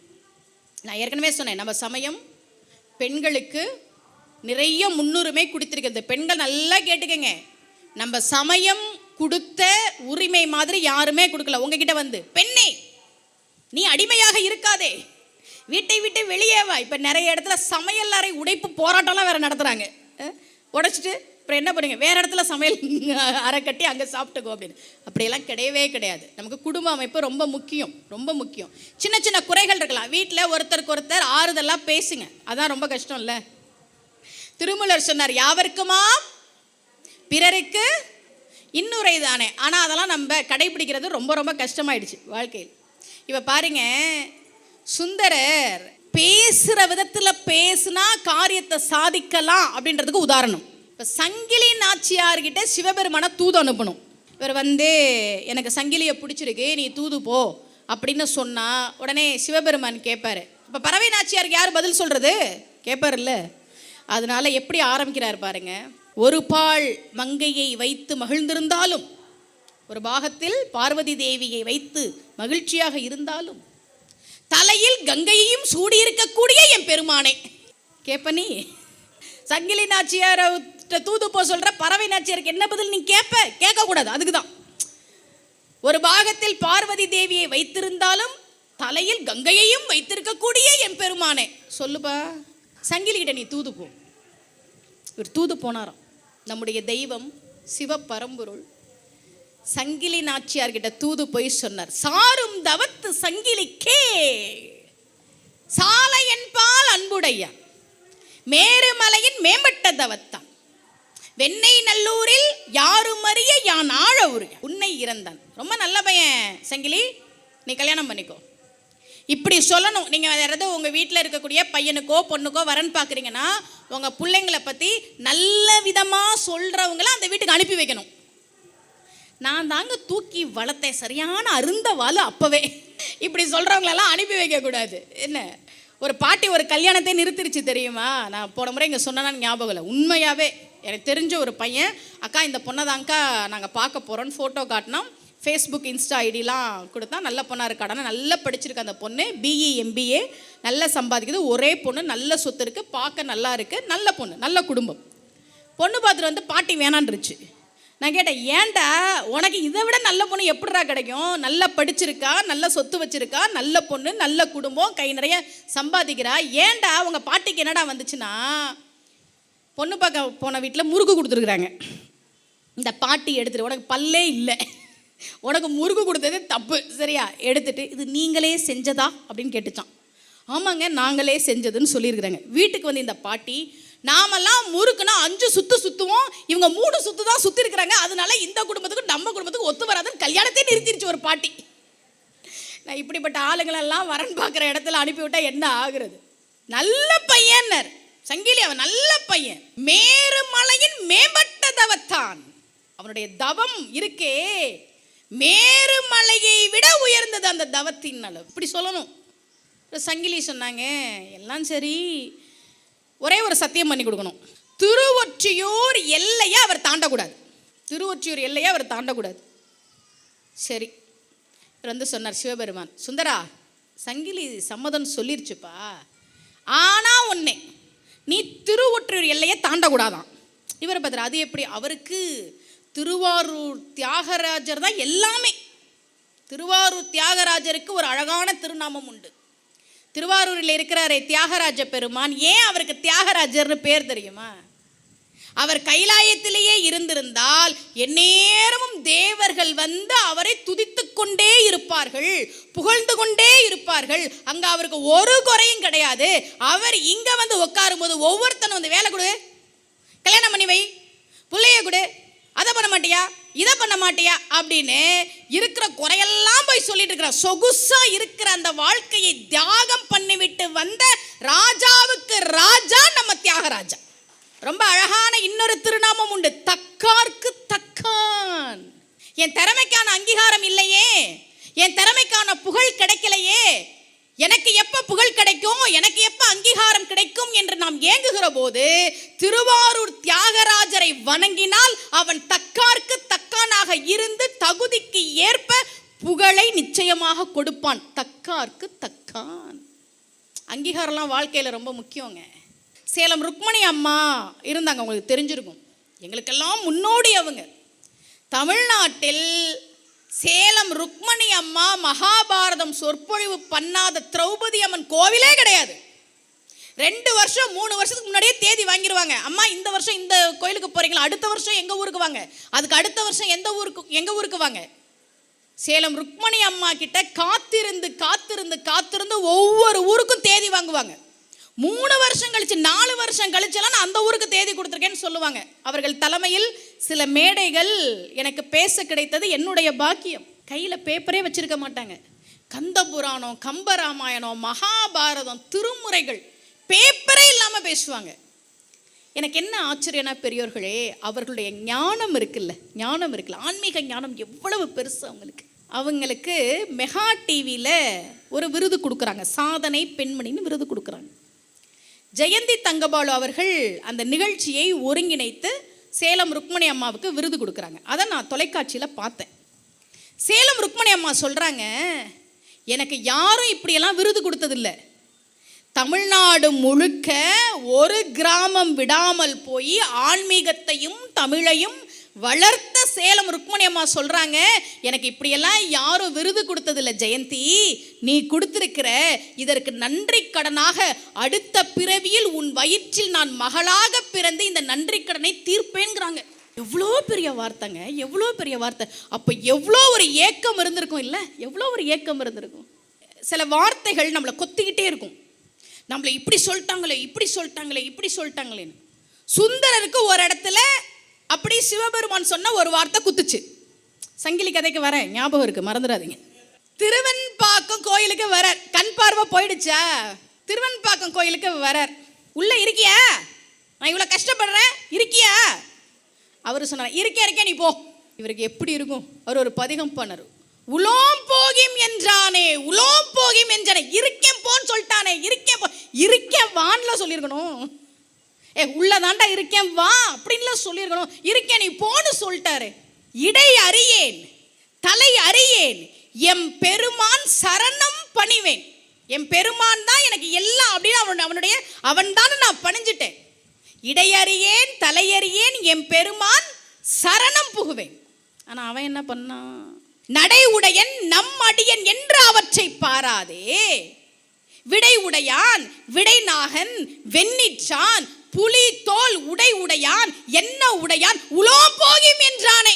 எனக்கு என்ன கஷ்டம் வந்தாலும் நான் அவங்கிட்ட தான் வருவேன். அவன் என்னைய பார்த்து இருக்கே போன்னு சொல்லிட்டானே. பான்னு சிவபெருமான் பார்த்தார். கண்ணெல்லாம் கொடுக்க முடியாது, வேணும்னா ஒரு ஊன்றுகோல் தரேன் குச்சியை தூக்கி போட்டார். அதனால தான் அங்கே இருக்கக்கூடிய சிவபெருமானுக்கு ஊன்றீஸ்வரர்னு பேர். இவர் அந்த குச்சியை எடுத்து, குச்சி யாருக்கு வேணும்னு வேகமாக திருப்பி சிவபெருமான் கிட்டே வீசினார். அதனால நந்தியோட கொம்பு உடஞ்சுதான். இன்றைக்கும் நீங்கள் திருவெண்பாக்கம் கோயிலுக்கு போனீங்கன்னா நந்திக்கு கொம்பு உடஞ்சிருக்கும், பக்கத்தில் கண் இல்லாத நிலையில சுந்தரர் இருப்பார். உலோம் போகும் என்றானே, உலோம் போகும் என்று நான் இருக்கேன் நீ போடான்ட்டானே சிவபெருமான் அப்படின்னு பண்ணார். சில வார்த்தைகள் மனசை அப்படி காயப்படுத்தும். திருவாரூர்ல இருக்கக்கூடிய தியாகராஜருக்கு பேரு தக்காருக்கு தக்கான். சுந்தரரால அவரை பார்க்காம இருக்க முடியாது. இவர் சொன்னாரு, இப்ப என்ன சத்தியம் தானே, சத்தியம் தானே பண்ணி கொடுக்கணும், பண்றேன். நீ என்ன பண்ற, நாளைக்கு சங்கிலி கருவறை முன்னாடி நின்று சத்தியம் வாங்குவா. நீ லிங்கத்தில் இருக்காத, வெளியில போய் மகிழ மரத்து மேல போய் உட்காந்துக்கோ. நீ ஏன் லிங்கத்தில் இல்லைன்னா அது வெறும் கல்லு தானே, கல்லு முன்னாடி சத்தியம் பண்ணி கொடுக்கலாம், சாமி முன்னாடி தான் சத்தியம் பண்ணி கொடுக்கக்கூடாது. சரியா? சிவபெருமான் சரி சரினர். அவருக்கா திருவிளையாடல் நடத்த சொல்லி கொடுக்கணும். நேராக சங்கிலிட்ட வந்து, சங்கிலி ஒரு ரகசியம், அந்த பையன் நாளைக்கு உங்ககிட்ட சத்தியம் கேட்கும்போது என்ன மகிழ மரத்தடிக்கு போக சொல்லிட்டான், அவன்கிட்ட சொல்லிடாத. இப்போ அடுத்த நாள் சங்கிலி வந்துட்டா, கருவறை முன்னாடி சுந்தரர் நின்றுட்டு, சத்தியம் தானே பண்ணிடுவோம், கை நீட்டு சங்கிலி. சங்கிலி சொன்னார், என்ன இருந்தாலும் சாமி முன்னாடி சத்தியம் பண்ணலாமா, நீங்க அந்த மகிழ மரத்தடியில வந்து சத்தியம் பண்ணுங்க. இப்பதான் அவ கல்யாணத்துக்கு சம்மதிச்சிருக்கிறா. நம்ம முடியாதுன்னு சொன்னா ஏதாவது பிரச்சனை வந்துடும் அப்படின்னு பேசாம மகிழ மரத்தடிக்கு வர. மேலே பார்த்தா சிவபெருமான் சிரிச்சுட்டு உட்காந்துருக்காரு. மாட்டினியா? இவர் சத்தியம் பண்ணி கொடுத்தார். இன்னைக்கும் திருவொற்றியூர் கோவிலில் மகிழ மரத்தடி சேவைன்னு அந்த சம்பவம் நடக்கும். செய்து கொடுத்த சத்தியத்தை மீறியதால் கண் பார்வை போச்சா சுந்தரருக்கு? எதுக்கு மீறினார் சத்தியத்தை? திருவாரூர் தியாகராஜரை பார்க்காமல் அவரால் இருக்க முடியாது. அதனால கிளம்பினார். திருவாரூருக்கு வந்தார், சத்தியத்தை மீறிட்டேன்னு சிவபெருமான் கண்ணை பறிச்சார். அப்படி பார்த்தா நமக்கெல்லாம் எத்தனை முறை கண்ணை பறித்து அப்படியெல்லாம் நடக்காது அப்படின்ற ஒரு தைரியத்தில் தானே நம்ம வந்து சத்தியம்லாம் பண்ணிடுவோம். இதில் சில பேர் ஓ மேலே சத்தியமா அப்படிம்பாங்க. ஓ மேலே சத்தியமாக சொல்கிறேன் அப்படின்னு. யாருக்கு எந்த ஒரு குற்ற உணர்வு இல்லை, அவங்களுக்கு தானே ஏதோ ஆக போகுது, நமக்கு என்ன. ஒரு காலத்தில் சத்தியத்துக்கெல்லாம் பயந்தாங்கங்க. ஒரு தொழிலில் தர்மத்தோடு இருந்தவர்கள் இந்த மண்ணிலே இருந்தார்கள். தொழில் தர்மம் ரொம்ப முக்கியம். தர்மத்தோட தொழில் பண்ணணும்னு நினைக்கிறவங்க இன்னைக்கும் இருக்கிறாங்க. வள்ளுவர் சொல்றார், அக்காமை செல்வத்திற்கு யாதனின் வெக்காமை பிறர் கை பொருள். உனக்கு நிறைய செல்வம் சேரணுமா, உன்கிட்ட இருக்கிற செல்வம் குறையாம இருக்கணுமா, அடுத்தவன் செல்வத்தை திருடாதே, அடுத்தவன் வாய்ப்பை கெடுக்காதே, அடுத்தவன் வயிற்றுல அடிக்காதே, உனக்கு பணம் சேரும்னு வள்ளுவன் சொல்றான். கோயம்புத்தூர்ல விஜயா பதிப்பகம்னு ஒன்று இருக்கு. அதன் உரிமையாளர் வேலாயுதம் ஐயா. அவர் இதயம் தொட்ட இலக்கியவாதிகள்னு ஒரு புத்தகம் எழுதியிருக்கிறார். கண்ணதாசன் அவர்கிட்ட ஒரு கைப்பிரதி கொடுக்கிறார். அது என்னன்னா பொன்மாரி அப்படின்னு கண்ணதாசன் எழுதின புக்கு. அந்த புக்கை பற்றி நான் பல மேடைகளில் பேசியிருக்கிறேன். ஆதிசங்கரர் அயாசகனுடைய வறுமையை நீக்கித்தர வேண்டும் என்று மகாலட்சுமியிடம் கோரிக்கை வைத்து கனகதாரா ஸ்தோத்திரம் பாடினார். நம்ம எல்லாருக்கும் தெரியும். இன்னைக்கும் வீட்டில் ஏதாவது கடன் பிரச்சனை, பணம் இல்லைன்னா கனகதாரா ஸ்தோத்திரம் படிக்கணும். கண்ணதாசன் நிறைய படம் எடுத்து கடனில் இருந்த சமயத்தில் கனகதாரா ஸ்தோத்திரம் படிக்கிறார். அவருடைய கடன் பிரச்சனை தீருது, இதை மற்றவங்களும் படிக்கணும் அப்படின்னு தமிழில் அதை பொன்மாரி அப்படின்னு மொழிபெயர்த்திருக்கிறார். கண்ணதாசன் பதிப்பகம் வெளியிட்டிருக்கிறாங்க. எங்களால் சமஸ்கிருதத்தில் சொல்ல முடியாதுன்னா தமிழில் வாங்கி படிக்கலாம். அந்த பொன்மாரி புத்தகத்தினுடைய கைப்பிரதியை விஜயா பதிப்பகம் வேலாயுதம் ஐயா கிட்ட கண்ணதாசன் கொடுக்குறார். இவர் அதை வாங்கிட்டு அதுக்கு ஒரு 5000 ரூபாய் கொடுக்குறார். இதை நீங்கள் புத்தகமாக போடுங்கன்னு கண்ணதாசன் கொடுக்குறார். எல்லாம் பேசிட்டு கிளம்பும்போது விஜயா பதிப்பகம் வேலாயுதம் ஐயா சொன்னாராம், இதை வானதி திருநாவுக்கரசுட்டே கொடுத்துருங்க, அவங்க தான் உங்கள் புத்தகம்லாம் போடுறாங்க, அதனால் இப்போ நான் இதை வாங்கினா அவங்களுடைய தொழிலில் நான் கைப்பற்றிக்கிட்ட மாதிரி ஆகிடும், அதனால் நீங்கள் அவங்கக்கிட்டையே கொடுங்க. இப்போ கண்ணதாசன் கேட்டாராம், அப்போ 5000 ரூபாய் பணம் அதை நான் அவங்கக்கிட்ட கணக்கு வச்சு வாங்கிக்கிறேன். அடுத்தவர் எழுதுகிறார், கவியரசரின் ஒரு புத்தகத்தையாவது நாம் வெளியிட்டு விட மாட்டோமா என்று எல்லா பதிப்பகங்களும் ஏங்கிக் கொண்டிருந்த போது, கவியரசரின் ஒரு புத்தகத்தையாவது நாம் வெளியிட்டு விட மாட்டோமா என்று எல்லா பதிப்பகங்களும் ஏங்கிக் கொண்டிருந்த போது, அவரே என்னை அழைத்து பொன்மாரியை வெளியிட சொன்ன போதும் இன்னொரு பதிப்பகத்தாருக்கு நம்மால் எந்த ஒரு இழப்பும் வந்துவிடக்கூடாது என்பதற்காக நான் மறுத்தேன். தொழில் தர்மத்தோடு இருந்த மன நிறைவு எனக்கு முக்கியங்கிறாரு. இன்னைக்கு அப்படி இல்லை சார், இன்னைக்கு அப்படியெல்லாம் கிடையவே கிடையாது. இங்கே பாருங்க, ஒரு வீட்டில் கல்யாணம் பண்ணுறாங்க, நீங்கள் யோசிச்சு பாருங்களேன், கல்யாணத்துக்கு நம்ம எவ்வளோ செலவு பண்ணுவோம். கல்யாணம்னா எவ்வளோ செலவு இருக்குங்க ஒரு கல்யாண வீட்டில். இந்த கல்யாணம்லாம் முடிஞ்சிருச்சு, ஒவ்வொருத்தருக்கும் பில் செட்டில் பண்ணுவோம்ல, அப்போது அந்த கேட்டரிங் சர்வீஸ் மதிய உணவு ஏற்பாடு பண்ணியிருப்போம்ல, அவர் ஒருத்தருக்கு ஒரு இலைக்கு 350 ரூபா அப்படின்னு சொல்லி பேசியிருக்கிறார். பில்லு போடும்போது கிட்டத்தட்ட 1,35,000 45,000 கிட்ட அதிகமாக வருது. ஏங்க, கல்யாண வீட்டில் இவ்வளோ பேர் தான் சாப்பிட வருவாங்கன்றதை நீங்கள் தீர்மானிக்க முடியாது. 1000 அதிகமாகலாம், ஒரு 25,000 சொல்லு. 1,35,000 1,45,000 எப்படிங்க அதிகமாக வரும்? இப்போ அந்த கல்யாண வீட்டுக்காரர் சொல்கிறார், இத்தனை பேர் அந்த கல்யாணத்தில் சாப்பிட்ருக்க வாய்ப்பே கிடையாது, நான் பத்திரிக்கை வைக்கும் போதே இத்தனை பேர் தான் வருவாங்க, இதுக்கு மேலே வர வாய்ப்பு இல்லைன்னு தான் உங்ககிட்ட நான் இத்தனை பேருக்கு சாப்பாடு சொன்னேன். அவர் சொல்கிறார், இல்லைங்க 400 பேர் எக்ஸ்ட்ரா சாப்பிட்ருக்குறாங்க, 400 × 350 போட்டால் அது போது 1,4 லட்சத்துக்கு மேலே, நீங்கள் 1,4 லட்சம் பணத்தை எடுத்து வைங்கன்றார். இவர் இல்லைப்பா அப்படிலாம் யாரும் வந்திருக்க மாட்டாங்கப்பா, இல்லை எனக்கு பணத்தை செட்டில் பண்ணுங்கன்றாரு. இவருக்கு டக்குன்னு ஒரு யோசனை, ஏன்னா முதல் பந்தியிலேருந்து கடைசி பந்தி வரைக்கும் வீடியோ எடுத்தார் சாப்பிட்றவங்கள, அதை எடுத்து போட்டு நீயே உட்காந்து எண்ணு, இதுதான் மொதல் பந்தி, இது கடைசி பந்தி, எத்தனை பேர் சாப்பிட்ருக்குறாங்க நீ எண்ணு. அப்புறமா அந்த கேட்ரிங் நடத்துகிறவர் ஒத்துக்கிட்டாராம், சாரிங்க அப்படின்னு.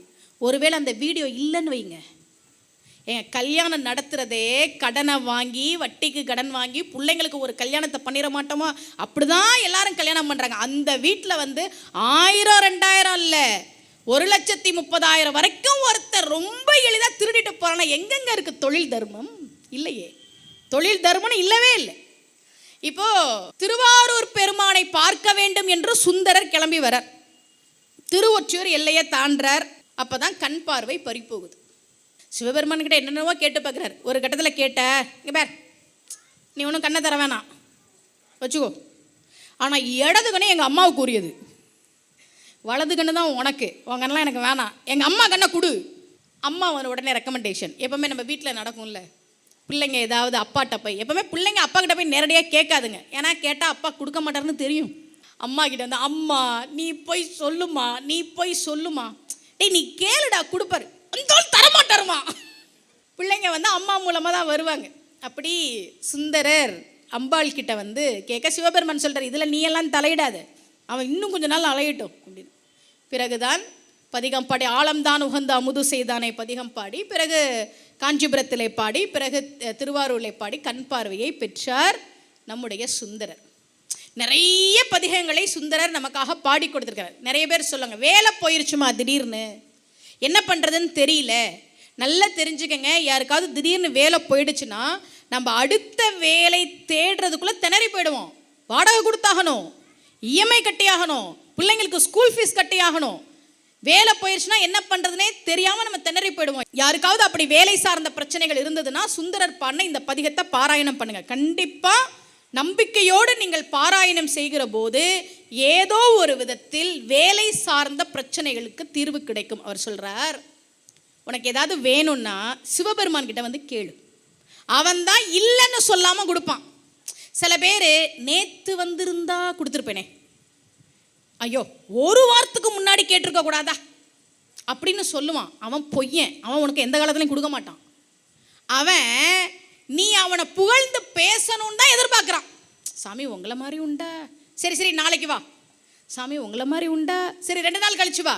நீ புகழ்ந்து பேசணுன்றதுக்காக உன்னை திரும்ப திரும்ப வர வைப்பான், ஆனால் கொடுக்க மாட்டான். சிவபெருமான் அப்படி கிடையாது, நீ கேட்டதை கொடுப்பான். ரொம்ப அழகா சொல்றார், தம்மையே புகழ்ந்து இச்சை பேசினும் சார்பினும் தொண்டர் தருகிலா பொய்மையாளரை பாடாதே, எந்தை புகழூர் பாடுமின் புலவீர்கள் இம்மையே தரும் சோறும் கூரையும் ஏத்தலும் இடர்கெடலும் ஆம் அம்மையே சிவலோகம் ஆழ்வதற்கு யாதும் ஐயுறவு இல்லையே. இந்த பிறவியில நமக்கு தேவையான வேலை, பணம், சோறு, இருக்க இடம் இது மட்டும் கிடையாது, நமக்கு முக்தி சிவலோகத்திலும் இடம் உண்டு. சொல்லிட்டு சொன்னார் பாருங்க, என்ன அழகான வார்த்தை. சிவலோகத்தில் வாழ்வதற்குன்னு சொல்லல, சிவலோகத்தை ஆழ்வதற்கு. சிவபெருமான் நீ சிவலோகத்துல வந்து வாழ்ந்துக்கோன்னு சொல்ற தெய்வம் இல்லடா, சிவலோகத்தை ஆள் என்று உனக்கு தரக்கூடிய தெய்வம் சிவபெருமான். யாருக்காவது வேலை சார்ந்த பிரச்சனைகள் இருந்ததுன்னா இந்த பதிகத்தை எடுத்து பாராயணம் பண்ணணும். அதே மாதிரி யாருக்காவது ஜாதகத்தில் புத்திர சோகம் இருந்தா, யாருக்காவது வந்து இந்த மாதிரி குழந்தை இல்லை, இல்லை குழந்தைக்கு உடம்பு சரியில்லை, இந்த மாதிரி பிரச்சனைகள் இருந்தால் நான் சொல்கிற பதிகத்தை வந்து பாராயணம் பண்ணுங்க. சரி, நான் வயசில் ரொம்ப சின்ன பொண்ணு, ஆனால் உங்களுக்கு சில விஷயங்களை நான் சொல்லிட்டு போகிறேன் சரியா? எப்பயாவது உங்கள் மனசில் யாராவது உங்களை ரொம்ப காயப்படுத்தி ரொம்ப நோகடிச்சிட்டு இருந்தாங்கன்னா உங்கள் மனசில் என்ன தெரியுமா தோணும்? உங்களை ஒருத்தர் எப்போ பார்த்தாலும் திட்டுறார், எப்போ பார்த்தாலும் அழ வைக்கிறார், இல்லையா உங்களை பற்றி தப்பாக ஒருத்தர் பேசிட்டார், நீங்கள் சொல்லாத ஒரு விஷயத்த சொல்லிட்டார், மனசு கொதிக்குது. அப்போ நீங்கள் என்ன பண்ணுவீங்க தெரியுமா? 2 விஷயம் தான் பண்ணுவீங்க. ஒன்று, சொன்னவங்களை போய் அடிப்பீங்க, சண்டை போடுவீங்க. யாரை பார்த்து என்ன சொன்னேன் அப்படின்னு கேட்பீங்க, சண்டை போடுவீங்க. இல்லையா அவங்களுக்கு தண்டனை கொடுக்குறதா நினச்சிட்டு நீங்கள் ஏதாவது பண்ணி வைக்குவீங்க. இதுதானே நடக்கும், இவ்வளோ தானே நடக்கும்.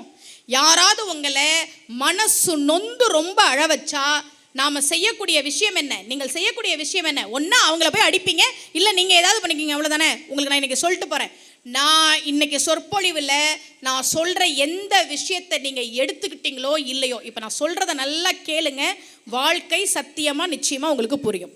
நான் கல்லூரியில் எம்ஏ தமிழ் படிக்கும்போது என் கூட படித்த பொண்ணு, நாங்கள் 2 பேரும் ஹாஸ்டல்லையும் ஒரே ரூம் தான் சரியா. எம்ஏ தமிழ் என் கூட படித்தா. சில வாத்தியார்கள் வந்து மாணவிகளை திட்டிகிட்டே இருப்பாங்க தெரியுமா? சில பேர் அதையே வேலையாக வச்சுருப்பாங்க, திட்டிகிட்டே இருப்பாங்க. அந்த மாதிரி நாங்கள் வந்து நோட்லலாம் சைன் வாங்க போவோம். அப்போது ஸ்டாஃப் ரூம்குள்ளே ஒவ்வொருத்தராக போவோம். உள்ளே போகிற யாரையாவது அவங்க திட்டுவாங்க, வெளியில் கொஞ்சம் கொஞ்சமாக கேட்கும். அப்புறம் வெளியில் வரும்போது இந்த ஆளுக்கு வேறு வேலை இல்லை அப்படின்னு நாங்களும் சொல்லிக்குவோம். இது வழக்கமாக நடக்கிறது தானே. அப்படி ஒரு வாத்தியார் நிறைய மாணவிகளில் தேவையே இல்லாமல் திட்டுவார், திட்டிகிட்டே இருப்பார். எதிர்த்து எதுவுமே பண்ண முடியாது, நீங்கள் ஏதாவது சொல்லிட்டீங்கன்னா இன்டர்னல் மார்க்கு போயிடும். அப்போ என்னோட ரூம்மேட் இருக்கிறாள், ஹாஸ்டல் மேட்டு, அவள் வந்து அன்னைக்கு கிளாஸ்க்கு வரல. இவர் அட்டண்டன்ஸ் எடுக்கிறாரு, அந்த பொண்ணு பேரை வந்து கூப்பிடுறாரு, அவள் வரல, லீவு. இப்போ இவர் என்ன பண்ணணும்? லீவான்னு விட்டுருக்கலாம், டக்குன்னு அசிங்கமாக ஒரு வார்த்தையை விட்டுட்டார் கிளாஸில்.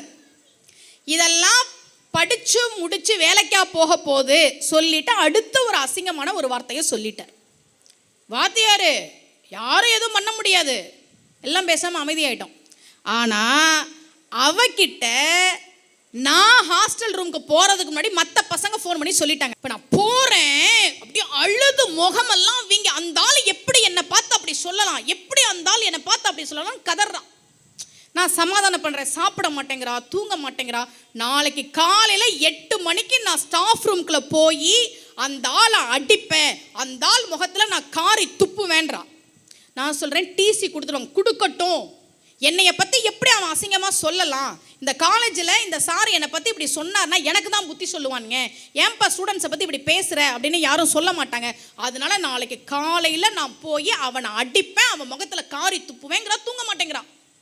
இப்போ காலையில் 8 மணி, நாங்கள் 2 பேரும் ஈவினிங் காலேஜ், 2 மணிக்கு தான் எங்களுக்கு காலேஜ் தொடங்கும். 8 மணிக்கு எந்திரிக்கிறா, ட்ரெஸ்ஸை மாத்திரா, இரு நானும் வரேன்ட்டு அவள் கூடவே வரேன். 7:45 ஸ்டாஃப் ரூம் வாசலில் போய் நிற்கிறோம். 8:30 மணி ஆச்சு, 9 மணி ஆச்சு, ஆளை காணோம். வர வேண்டிய அந்த ஸ்டாஃப் வரல. நாங்கள் நின்றுக்கிட்டே இருக்கிறோம். வெளியில் வர ஸ்டாஃப் மெம்பர்ஸ்லாம் கேட்குறாங்க, ஏன் நீங்கள் ஈவினிங் காலேஜ் தானே, இங்கே எதுக்கு நிற்கிறீங்க? அவர் இப்படி நின்று இருக்கிறா அவ்வளோ கோபமாக. நான் அவர் பேரை சொல்லி அவரை பார்க்கணுன்னு, என்னன்னு தெரில, இன்னும் காணோம். 2003 நடந்த சம்பவம் இது. இன்னும் தெரியலை அப்படிங்கிறாங்க. வரவே இல்லை மதியானம் வரைக்கும். நான் சொன்னேன், ஆள் இன்னைக்கு லீவு போல இருக்கு, ஈவினிங் காலேஜுக்கு எப்படியும் வரமாட்டார், வா அப்படின்னு ஹாஸ்டலுக்கு கூட்டிகிட்டு வந்துட்டேன். அன்றைக்கி நைட்டு நான் சென்னைக்கு கிளம்பி ஸ்டேட் லெவல் பேச்சு போட்டிக்கு போகணும், மாநில அளவிலான பேச்சு போட்டிக்கு போகணும். அவளை தனியாக ரூமில் விட்டுட்டு போக முடியாது, ஏன்னா அவள் ரொம்ப உக்கிரமாக இருக்கா, தனியாக விடுறது நல்லதில்லை. இப்போ அவள் ஊரில் கொண்டு போய் விடலான்னா அவள் ஊர் புதுக்கோட்டை தாண்டி இருக்குது, போய் விட்டுட்டு வரக்கு எனக்கு நேரம் இல்லை. சமயபுரம் கிட்ட அவருடைய சித்தி இருக்கிறாங்க. அதனால் என்ன பண்ணேன், எங்கே நான் சென்னை போகிறேன், சமயபுரத்தில் உங்கள் சித்தி வீட்டில் நான் உன்னை விடுறேன், நாளைக்கு நைட்டு நான் சென்னையிலேருந்து வந்துடுவேன், வரும்போது உன்னை கூப்பிட்டுக்கிறேன், ஏன்னா உன்னை நான் தனியாக விட மாட்டேன். அவளா குதிக்கிறான். ஒன்று அவந்தால நான் அடிக்கணும், இல்லையா என்னோட இதுக்கு இவன் தான் காரணம், நான் எழுதி வச்சுட்டு ஏதாவது பண்ணிக்கணுங்கிறான். சரி, நான் அவளை கூட்டிகிட்டு போயிட்டு சமயபுரத்துக்கிட்ட அவங்க சித்தி வீட்டில் விட்டுட்டு, சித்தி நான் நாளைக்கு ரிட்டன் வரும்போது கூப்பிட்டுக்கிறேன்னு. அவங்க சொன்னாங்க, இல்லைப்பா நாளைக்கு ஊரில் திருவிழா தொடங்குது, அதுக்கு காப்பு கட்டுவாங்க, காப்பு கட்டிட்டாங்கன்னா ஒரு வாரத்துக்கு யாரும் ஊருக்குள்ளேயும் வர முடியாது, யாரும் ஊரை விட்டு வெளியேயும் போக முடியாது. ரொம்ப நல்லதாக போச்சு சித்தி, ஒரு வாரம் கழித்து நான் இவளை கூப்பிட்டுக்கிறேன் அப்படின்னு சொல்லிட்டு நான் சென்னைக்கு போயிட்டேன். ஒரு வாரத்தில் திருவிழா வேறையா, இவ விதவிதமாக ராட்டினத்தில் சுற்றி, விதவிதமாக வளையல் வாங்கி மாட்டி, கலர் கலராக ரிப்பன்லாம் வாங்கி வச்சு, நல்ல தாவணியெல்லாம் போட்டு சந்தோஷமாக இருந்ததில் மறந்து போயிட்டான். அவர் அடிக்கணும், அவர் முகத்தில் காரி துப்பணும், இல்லை நான் ஏதாவது பண்ணிக்கணுன்றதை மறந்து போயிட்டான். ஒரு வாரம் ஆச்சு இல்லை. இப்போ ஒரு வாரம் கழித்து ஹாஸ்டலுக்கு வரா. அடுத்த நாள் நாங்கள் 2 பேரும் காலேஜுக்கு போகணும். நானாக மெதுவாக ஆரம்பிக்கிறேன், ஏய் நீ அந்த சாரை பற்றி அப்படி சொன்னில்ல, அவன் கிடக்கிறான் லூசு விடு, அந்த ஆள் படிக்க மாட்டேன்னு சொன்னால் நான் படிக்க மாட்டேனா, அவன் கிடக்கிறான் விடு அப்படிங்குது. இப்போ ஏன் அவர் அன்னைக்கு வரல தெரியுமா பெரியோர்களே, ஏன் அவர் அன்னைக்கு வரல தெரியுமா, இவ ஒரு நைட்டு முழுக்க அழுதுருக்கா, என்ன ஒருத்தன் அவமானப்படுத்திட்டான், நைட்டு முழுக்க அழுதுருக்கா. காலையில் நான் அவனை அடிப்பேன், அவன் முகத்தில் காரி துப்புவேன், அவன் என்கிட்ட மன்னிப்பு கேட்கணும்னு நிற்கிறாள்ல. இவர் தினமும் காலையில் பஸ்ஸில் காலேஜுக்கு வரவர் அன்னைக்குன்னு பார்த்து பக்கத்து வீட்டு பங்காளிக்கிட்ட ஒரு டிவிஎஸ் எக்ஸல் வாங்கிட்டு வந்திருக்கிறார். வர்ற வழியில் ஒரு ஆடு மேலே போய் மோதிட்டார். ஊருக்காரெல்லாம் ஒன்றா கூடி அவர் கழுத்தில் துண்டை போட்டு உட்கார வச்சு கும்மி எடுத்துருக்கிறாங்க. இவர் தெரியாமல் பண்ணிட்டேன் மன்னிச்சிருங்க விடவே இல்லை. அதனால தான் அன்றைக்கி அவர் காலேஜுக்கு வரல, முகம்லாம் நல்லா அடியான். சரியா? இப்போ நீங்கள் யோசிச்சு பாருங்களேன், தினமும் பஸ்ஸில் வர மனுஷன் அன்னைக்கு ஏன் பக்கத்து வீட்டு பங்காளிக்கிட்ட டிவிஎஸ் எக்ஸல் வாங்கினார்? கரெக்டாக ஏன் ஒரு ஆடு மேலே போய் மோதினார்? யாருமே இல்லைன்னா கூட பரவாயில்ல, வயலில் இருந்தவங்களாம் துமுன்னு கழுத்தில் துண்டை போட்டு உட்கார வச்சு கும்பினானுங்களே, எதுக்கு? இவ அடிச்சிருந்தா இவ மட்டும்தான் அடிச்சிருப்பா. கடவுள் பார்த்தா, விடு நீ பொறுமையாரு, ஊரே சேர்ந்து அவனை நான் அடிக்க வைக்கிறேன் அப்படின்னு ஊரே சேர்ந்து கும்மி இருக்குது. நிஜமாவே ஊர்க்காரெல்லாம் முகத்தில் துப்பி இருக்கிறான். அவர் மன்னிச்சிருங்க என்னடா மன்னிப்பு, பணத்தை எடுத்து வை அப்படின்னு. இப்போ அவனுக்கு தண்டனை கிடைச்சிருச்சுல்ல. ஒருவேளை அவர் கரெக்டான நேரத்துக்கு காலேஜுக்கு வந்துட்டார். இப்போ இவ போய் அவரை அடிக்க போறா. டே அப்படின்னாவே எல்லாரும் வந்திருப்பானுங்க, டிசி கொடுத்துருப்பானுங்க, பேரு கட்டு போயிருக்கும், படித்து முடிச்சிருக்க முடியாது, அப்படி தானே? வாழ்க்கையே முடிச்சிருக்கும் தானே? சரி, இவன் லெட்ரு எழுதி வச்சுட்டு ஏதோ பண்ணிக்கிட்டா, என்ன நடவடிக்கை எடுக்க போகிறானுங்க? வெளியிலேயே சொல்லாமல் மறைச்சிருவாங்க தானே? கடவுள் பாருங்க, நீ அடித்தா உன் வாழ்க்கை பாதிக்கப்படும், படிப்பு பாதிக்கப்படும். டிசியில் அவங்க மார்க் வச்சுட்டானுங்களா, வேற எங்கேயும் போய் நீ சேர முடியாது. நீ பொறுமையாரு, நான் பார்த்துக்கிறேன். உனக்கு என்ன, அவனை அடிக்கணும் அவ்வளோதானே. ஊரே சேர்ந்து அடிக்க வச்சு, இவன் பல மணி நேரமாக மன்னிச்சிருங்கன்னு அவனை கதற வச்சு, இவ கொடுக்க வேண்டிய தண்டனையை தெய்வம் கொடுத்துருச்சா? என்னன்னா, இவன் நல்லபடியாக படித்து முடிச்சிட்டான். எம்ஏ தமிழ் படித்தோம் நாங்கள். இப்போ நான் அமெரிக்காவுக்கு சொற்பொழிவுக்கு அடிக்கடி போவேன். அப்போ நான் அவளை சந்திப்பேன். அமெரிக்காவில் தமிழ் பள்ளிகளில் மாணவர்களுக்கு அவள் தமிழ் சொல்லி கொடுக்கக்கூடிய ஒரு வாலண்டியராக இருக்கிறான். இந்த சாரோட பேர பிள்ளைங்க 2 அவகிட்ட தமிழ் படிக்குதுங்க. என்ன, ஒரு நாள் அவரோட பையனும் மருமகளும், வாங்க நம்ம பிள்ளைங்க படிக்கிற தமிழ் ஸ்கூலுக்கு போகலாம். இவர், ஐயோ நான் தமிழ் வாத்தியார் தான், ஆனால் என் பேர பிள்ளைங்க அமெரிக்காவில் இங்கிலீஷ் படிக்குதுங்க, அந்த தமிழ் வாத்தியார் அம்மாவுக்கு நான் நன்றி சொல்லணும், அந்த அம்மாவோட சேவையெல்லாம் எவ்வளோ பெரிய சேவை அப்படின்னு அந்த அம்மா முன்னாடி நின்று, ரொம்ப நன்றிம்மா, உங்கள் சேவை நாட்டுக்கு தேவை. என்னைய பார்த்து ஒரு நாள் நான் கிளாஸ்க்கு வராதப்ப இதெல்லாம் படித்து வேலைக்கா போக போகுதுன்னு சொல்லிட்டு அசிங்கமாக ஒரு வார்த்தை சொன்னீங்கல்ல, இன்னைக்கு உன் பேர பிள்ளைங்களை என்கிட்டதாயா படிக்குது. வாழ்க்கை சில அதிசயங்களை நிகழ்த்தி காட்டும் பெரியோர்களே, நிகழ்த்தி காட்டும், சத்தியமாக நிகழ்த்தி காட்டும். உங்களுக்கு நான் சொல்லிட்டு போறேன், யாராவது உங்களை அழ வச்சா, யாராவது உங்களை மனசு நொந்து தலையில அடிச்சுக்கிட்டு புலம்ப வச்சா, ஐயோ அவனை எதிர்த்துக்கிட்டு என்னால பண்ண முடியலையே, ஒன்று நான் அவனை அடிப்பேன், இல்லை நான் ஏதோ பண்ணிக்குவேன்ற முடிவை எடுக்காதீங்க. தெய்வத்துக்கிட்ட பொறுப்பை ஒப்படைச்சிடுங்க. தெய்வம் உங்களிடம் கேட்பது சில காலம் மட்டும்தான். யார் உங்களை மனசு நொந்து அழ வச்சாங்களோ அவங்களே உங்களை தேடி வருகிற ஒரு சூழலை தெய்வமும் பிரபஞ்சமும் சத்தியமாக நிச்சயமாக ஏற்படுத்தும். சத்தியமாக ஏற்படுத்தும். நம்ம பண்ண வேண்டியது ஒன்று தான். யாராவது நம்மளை அழ வச்சாங்கன்னா இந்த வார்த்தையை ஞாபகத்தில் வச்சுக்கோங்க. நாளைக்கு யாராவது உங்கள் அலுவலகத்திலையோ, மேனேஜராக இருந்தால் திட்டமாட்டாங்களா? திட்டுவாங்க தான். சொந்தக்காரங்களாம் திட்டமாட்டாங்களா? திட்டுவாங்க தான். யாராவது உங்களை நோகடிச்சா என்னுடைய வார்த்தை உங்கள் மனசில் இருக்கணும். சுமதி ஸ்ரீ நமக்கு சொல்லியிருக்கிறாங்க, ஒரு 2 வருஷம் பொறுமையாக இருங்க. அவங்க அடி வாங்குவாங்க, கண்டிப்பாக அடி வாங்குவாங்க. பல பேர் கழுத்தில் துண்டை போட்டு உட்கார வச்சு கும்முற மாதிரி சூழல்லாம் வரும். அதெல்லாம் நீங்கள் பார்ப்பீங்க. சரியா? அப்போ நம்ம பண்ண வேண்டியது என்ன? தெய்வத்துக்கிட்ட பொறுப்பை ஒப்படைச்சிட்டு பொறுமையாக இருக்க வேண்டியது. இப்போ புத்திர சோகத்துக்கான பதிகத்தை சொல்கிறேன். கரெக்டாக வந்துட்டேனா? சில பேர் சொல்லுவாங்க, அம்மா எங்களுக்கு குழந்தை பிறந்து இறந்துருச்சு, எங்களுக்கு 2 குழந்தைம்மா, 2 குழந்தையுமே தங்கலை, இந்த மாதிரிலாம் சொல்லுவாங்க.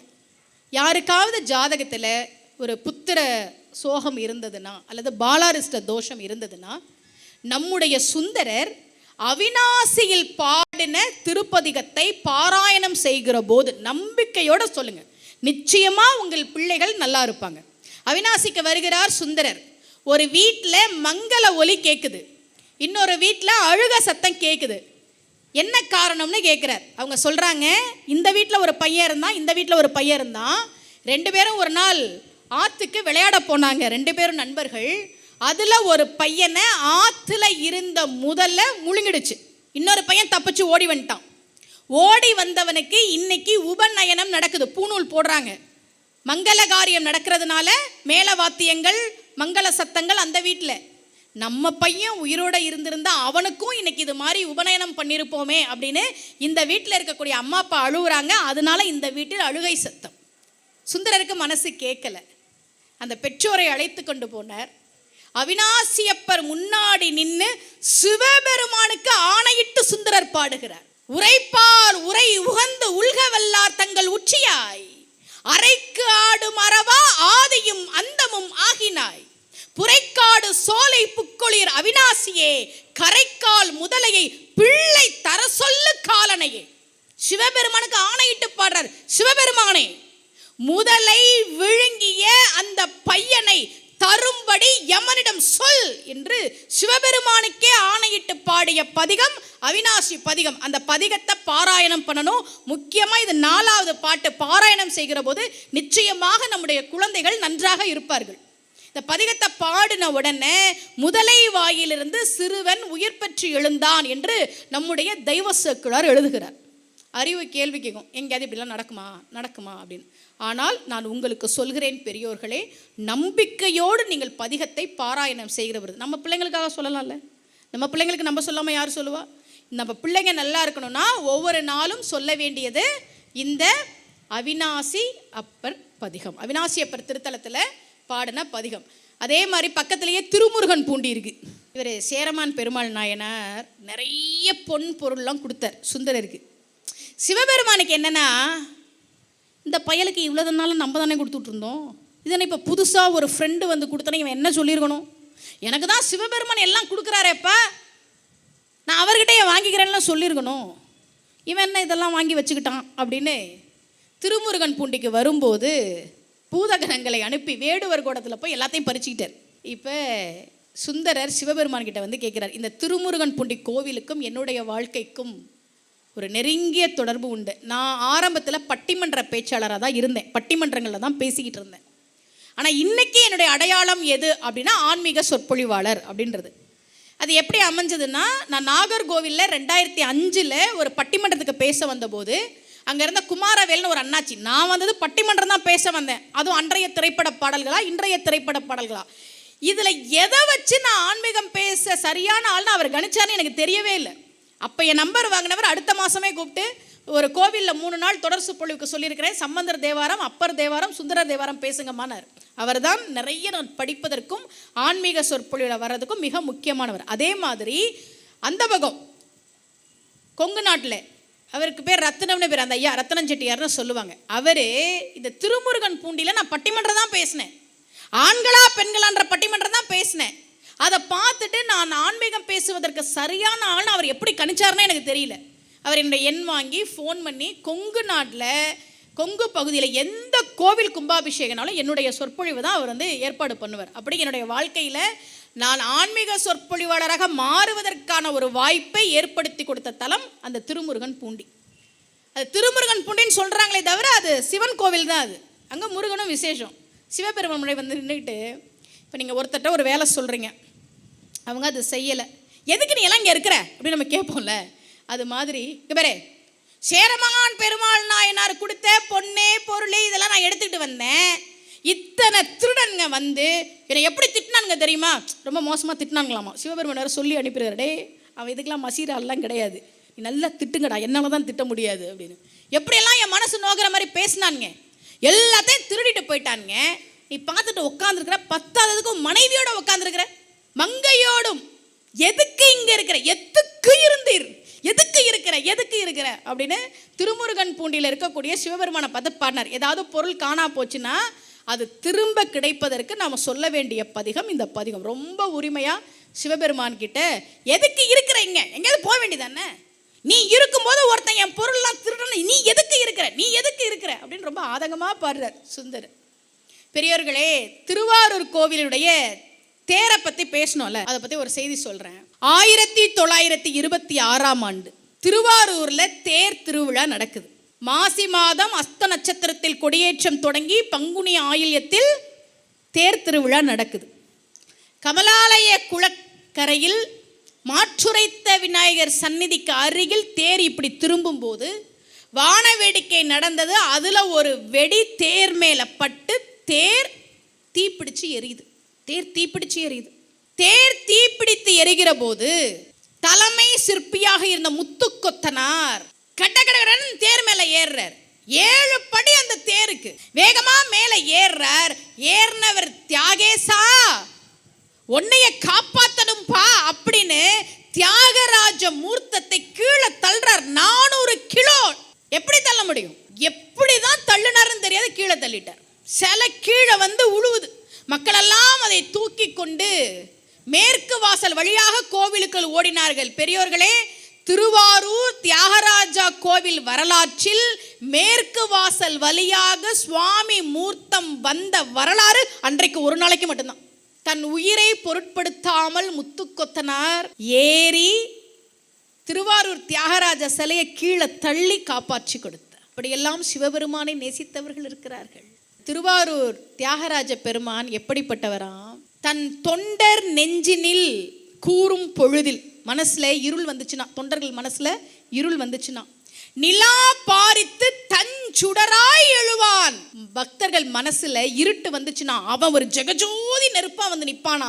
அந்த தியாகேச பெருமான் நெருப்புல எரிய போறானே என்று முத்துக்கொத்தனார் ஏறி காப்பாற்றி கொடுத்த மூர்த்தம் தான் இன்றைக்கும் திருவாரூரில் இருக்கக்கூடிய மூர்த்தம்.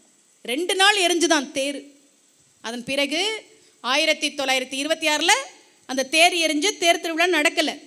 எழிலூர் சுப்பராயவாதியார் என்பவர் முயற்சி செய்து நன்கொடைகள் வாங்கி பிறகு மக்கள் எல்லோரும் சேர்ந்து முயற்சி எடுத்து புது தேரை உருவாக்கினார்கள். அப்போ இருந்த தேர் 10 பேர் 12 பேர் இழுக்கிற மாதிரி. இப்போ திருச்சியில் பிஹெச்எல் இருக்குல்ல, அவங்க இரும்பு சக்கரம் போட்டு கொடுத்து புது தேரை அவர்கள் உருவாக்கி கொடுத்தார்கள். ஒவ்வொரு கோவிலுக்கும் ஒரு வரலாறு உண்டு. முத்துக்கொத்தனார்லாம் நம்ம என்றைக்கும் நன்றியோட நினைக்கணும். எழிலூர் சுப்பராய வாத்தியார்லாம் நம்ம என்றைக்கும் நினைக்கணும். சுந்தரர் மட்டும் இல்லைன்னு வைங்களேன். ஒருவேளை சுந்தரர் இந்த நாட்டிலே அவதாரம் செய்யவில்லை என்றால் திருத்தொண்ட தொகை இல்லை, திருத்தொண்டர் திருவந்தாதி இல்லை, சேக்கிழாரின் பெரிய புராணம் இல்லை. பெரிய புராணம் இல்லை என்றால் கோவில்கள் வரலாறுகள் இல்லை, நாயன்மார்கள் வரலாறுகள் இல்லை. அதுக்காக நம்பி ஆரூருக்கு நாம் எல்லாரும் நன்றி கடன் பட்டிருக்கிறோம். நான் உங்களுக்கு நிறைய பதிகங்கள்லாம் சொன்னேன். இந்த பதிகங்கள்லாம் நீங்கள் சொல்லுங்கள் அப்படின்னு. நான் ஏதோ ஒரு சொற்பொழிவில் யாருக்காவது நகைகள் அடகுல இருந்தா, நகையெல்லாம் இன்றைக்கி அடகு வைக்காமலாம் எதுவும் பண்ண முடியாது, ஆனால் ரொம்ப நாளாக அடகுல இருக்குது, எல்லா நகையும் அடகுல இருக்குன்னா இந்த பதிகம் சொல்லுங்க அப்படின்னு நம்பி பதிகம்னு என்னோடய சொற்பொழிவில் நான் சொன்னேன். அதை ஒருத்தவங்க எழுதி வச்சு தொடர்ந்து அந்த பதிகத்தை சொல்லி சொல்லி அடகுல இருந்த பெரும்பாலான நகையை நான் திருப்பிட்டேன் அப்படின்னு என்னுடைய முகநூல் பக்கத்தில் கமெண்ட்டில் போட்டிருந்தாங்க. அதை பார்த்துட்டு நிறைய பேர் கேட்டாங்க, அம்மா எங்களுக்கும் அந்த பதிகம் சொல்லுங்கள், எங்களுக்கும் அந்த பதிகம் சொல்லுங்கன்னு. நம்பி ஆரூரர் நமக்கு அருளிய பதிகம். மெய்யை முற்ற பொடி பூசியோர் நம்பி, வேத நான்கும் விரித்தோதியோர் நம்பி, கையில் ஓர் வெண்மழு ஏந்தியோர் நம்பி, கண்ணு மூன்றும் உடையாய் ஒரு நம்பி, செய்ய நம்பி சிறு செஞ்சடை நம்பி, எழுப்பிறப்பும் எங்கள் நம்பி கண்டாயே. இந்த நம்பி பதிகம் சொல்கிற போது நிச்சயமாக ரொம்ப நாளாக அடகுல நகை இருக்குன்னா அதெல்லாம் திருப்பிடலாம். நம்பிக்கையோட சொல்லுங்கள். பதிகங்களை பொறுத்த வரைக்கும் நமக்கு தேவையானதெல்லாம் என்ன? நம்பிக்கை தான். ஏன் கோயிலுக்கு வரணும், ஏன் சாமி கும்பிடணும்னா மன உறுதி கிடைக்கிறதுக்கு, வேறு எதுவும் கிடையாது. மனசை நல்லா பார்த்துக்கிட்டிங்கன்னா வாழ்க்கையில் ஜெயிச்சிடலாம். இந்த வருஷம் பத்மஸ்ரீ விருது வாங்கியவர்களில் நான் ரொம்ப ஆச்சரியப்பட்டு பார்த்த பெண் மங்களா கபூர். அவங்க 11 வயசு குழந்தையா இருக்கும்போது வீட்டில் தூங்கிட்டு இருக்கும்போது ஒருத்தன் அவங்க முகத்தில் ஆசிட் வீசிட்டான். அவன் அவங்க வீட்டில் வேலை பார்த்தவன். ஒரு வியாபார போட்டியில் அந்த குடும்பத்தை சிதைக்கணும் அப்படின்னு அந்த குடும்பத்தில் பெண் குழந்தையாக இருந்த மங்களா கபூர் முகத்தில் ஆசிட் வீசிட்டு போயிட்டான். முகத்தில் மட்டும் 32க்கு மேலே அறுவை சிகிச்சைகள் பண்ணியிருக்கிறாங்க அந்த பொண்ணுக்கு. அந்த வலியோட அவங்க இசை படிக்கிறாங்க, மியூசிக் படிக்கிறாங்க. சபால பாடணும்னு ஆசை. ஆனால் சபால பாடுற கர்நாடக பாடகிகளுக்குன்னு ஒரு தோற்றம் இருக்குல்ல, அதனாலேயே எல்லா சபாலையும் இவங்களை நிராகரிக்கிறாங்க. என்னம்மா இந்த முகத்தை வச்சுட்டு பாட வந்துட்டேன், யாரு பாப்பா? இந்த முகத்தை வச்சுட்டு பாடணும்னு ஆசைப்படுற போ. ஒருத்தர் மட்டும் சொன்னார், உனக்கு நல்ல குரல் வளம், பார்வையாளர்களுக்கும் உனக்கும் இடையில நான் ஒரு திரை போடுறேன், அவங்க உன் முகத்தை பார்க்க வேணாம், நீ பாடு. திரை போடப்பட்டிருக்கு, இவங்க பாடுறாங்க. பார்வையாளர்களெல்லாம் லதா மங்கேஷ்கர் குரல் மாதிரியே இருக்கே, லதா மங்கேஷ்கரே திரும்ப வந்த மாதிரி இருக்கே, லதா மங்கேஷ்கர் குரல் மாதிரி இருக்கே, யார் இந்த குரலுக்கு சொந்தக்காரர் அப்படின்னு திரை விலகுனா ஆசிட் வீசப்பட்டு 32க்கு மேற்பட்ட அறுவை சிகிச்சைகள் செய்யப்பட்ட முகத்தோட மங்களா கபூர் இருக்கிறாங்க. பார்வையாளர்கள் சொன்னாங்க, முகம் இப்படி இருந்தால் என்னம்மா, நல்ல குரல் உனக்கு, நீ பாடு, நீ பாடு. அவர் இசை பேராசிரியராக பணிக்கு சேர்ந்தார். அவருடைய இசைத்துறை சாதனைக்காக இந்த வருஷம் பத்மஸ்ரீ விருது கொடுத்துருக்குறாங்க. காசியின் லதா என்று போற்றப்படுகிறார் மங்களா கபூர். அந்த மாதிரி கஷ்டம்லாம் நமக்கு ஒன்றும் இல்லையே, அந்த அளவுக்குலாம் வாழ்க்கை நம்மளை கஷ்டப்படுத்தலையே. என்ன கஷ்டம் வந்தாலும் மனசை தைரியமாக வச்சுக்கோங்க. மங்களா கபூர் போன்ற பெண்கள் நமக்கு ஒவ்வொரு நாளும் தன்னம்பிக்கையும் தைரியத்தையும் சொல்லி கொடுக்குறாங்க. என்னால் முடியுது, உங்களால் முடியாதா அப்படின்னு மனசை நல்லா வச்சுக்கோங்க. ஒவ்வொரு நாளும் சிவபெருமானுடைய கருணையை, பெருமையை நாம் நினைத்து பார்க்க வேண்டும். திருவாரூர் வீதிகளில் நடந்தாருங்க சிவபெருமான். திருவாரூர் வீதிகளில் நடந்தார். நான் அதை சொல்லி முடிக்கிறேன் பாருங்க. பறவை நாச்சியார் சுந்தரர் சங்கிலி நாச்சியாரை கல்யாணம் பண்ணதுனால கதவை திறக்கலை. வரவே வராதிங்க இந்த வீட்டு பக்கம்ட்டாங்க. இவர் ஆனாவுனா எங்கே வருவார்? இருக்கவே இருக்கிறாரு. நமக்கு நண்பன் சிவபெருமான் கிட்ட சொன்னார், இங்கே பாரு, பறவை என்கிட்ட பேச மாட்டேங்கிறா, நீ கொஞ்சம் தூது போ. இவர் கோவில் அர்ச்சகர் வடிவத்தில் வரார் சிவபெருமான்.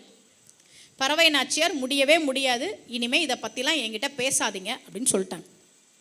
இப்போ சுந்தரர் சொன்னார், நீ ஏன் இந்த வடிவத்தில் போன? நீ சிவபெருமானாவே போக வேண்டியதானே, திரும்ப போ. இப்போ இவர் சிவபெருமானாகவே வருகிறார். சங்கிலி நாச்சியாருக்கு முதல்ல வந்தது சிவபெருமானு தெரியாது. ஆனால் தெய்வச்சேக்கலார் அந்த பாட்டில் சொல்கிறார் பாருங்க. சிவபெருமான் சொல்கிறார், ஊரன் ஏவ, அவன் எனக்கு கட்டளை போட்டான், கெஞ்சியெல்லாம் கேட்கல, கட்டளை போட்டான், அதனால் மீளவும் வந்தோம், அதனால மறுபடியும் நான் வந்திருக்கிறேன். சங்கிலி நாச்சியாருக்கு புரிஞ்சிருச்சு, ஓ 2வது முறையா இப்போ சிவபெருமான் வந்திருக்கிறார், மறாதே, மறுத்து பேசாதே, அவனை வீட்டுக்குள்ளே சேர்த்துக்கோ. உடனே பறவை நாச்சியார் சொன்னார், எப்பேற்பட்ட தெய்வம் நீங்கள் என் வீட்டுக்கு 2 முறை சுந்தரரை வீட்டுக்குள்ளே சேர்த்துக்கோன்னு சொல்லியும் நான் அதை செய்யாமல் இருப்பேனா? உங்களுக்காக நான் அதை செய்வேன். இப்போ சுந்தரர்கிட்ட பறவை நாச்சியார் சமாதானம் ஆயிட்டாங்கன்னு சொல்லணும்ல. ஓடி வர்றாரா சிவபெருமான். ஓடி வரும்போது தலையில் இந்த கங்கை நீர் திருவாரூர் வீதிகளில் சிந்திச்சான். அப்படி ஓடி வந்தாராம். அவருக்கு அன்னவர் முன்னும் பின்னும் மருங்கிலும் அணைய சுற்றி ஆட்கள்லாம் இருக்கிறாங்க. மின் இடையார் பால் அன்பரை உயிக்கும் விரைவால், சீக்கிரமா சுந்தரட்ட போய் சொல்லணும் அப்படின்னு சென்னையில் நீடும் கங்கை ததும்ப. உலகத்துல முதல்ல அணை கட்டி தேக்கியது நம்ம சிவபெருமான் தான். கங்கைய தலையில தேக்கி வச்சார். ஒரு சொட்டு என்னைக்காவது சிந்தி இருக்குமா? இல்லையே. ஆனா சுந்தரர்கிட்ட சொல்லணும் வேகமா ஓடி வரும்போது சென்னையில் நீடும் கங்கை ததும்ப திருவாரூர் மன்னவரானார். அவர் யார்? அவரு ராஜா, திருவாரூர் ராஜா மன்னவரானார். மறையவருக்கு பால் வந்துற்றார். தன்னுடைய அடையவருக்காக இப்படி ஓடி இருப்பார் சிவபெருமான். யோசிச்சு பாருங்க.